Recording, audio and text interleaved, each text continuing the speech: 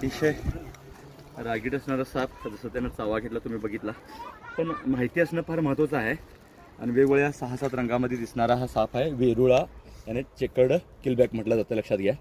दुसरं एक वैशिष्ट्य म्हणजे आता ह्या दरम्यान पाणथळ ठिकाण राहणाऱ्या सापांना जास्त त्रास होतो, ऊन जास्त आहे. आणि हा साप दिवस रात्र फिरतो, आजगरनंतर सर्वांची अंडी घालतो, तोंड आवाजून सतत चावायला येणे, एक अतिशय घाणेरडा वास सोडतो शरीरातून. त्याची शेपटी फक्त पकडली तर ती कट होऊ शकते, त्यामुळे सर्वात जास्त कठीण विषारी नाही आहे. मात्र हे आपल्याला माहिती असणं गरजेचं आहे. आणि तो पटकन चावला तेही बघितला. पण माहिती असलं की खरं तर चावला तरी काय होत नाही हे जर माहिती असलं की लोकांची भीती कमी करायला बरं होतं आहे.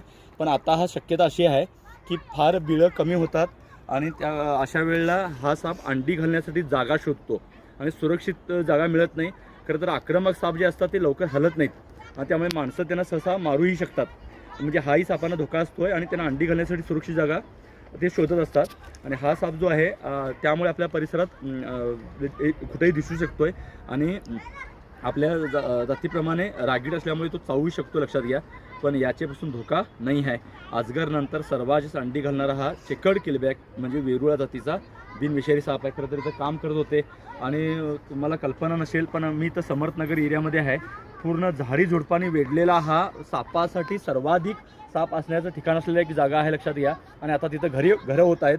त्यामुळे आम्ही काय सांगण्यापेक्षा खऱ्या अर्थानं आपण अतिक्रमण केलं असं म्हणावं लागेल. त्यांना राहायला जागा नाही आहे, त्यामुळे इथं कुठेही ते येऊन बसू शकतात. आपणही त्याचा विचार करावा.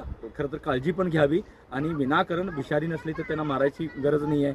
विषारी असले म्हणजे काही उडून चावत नाही आहेत आणि त्यामुळे त्याचा विचार व्हावा. नैसर्गिक किंवा पर्यावरण समतोल राखण्यासाठी ही मानवाची जबाबदारी आहे. वेरुळा चेकर्ड किलबॅक.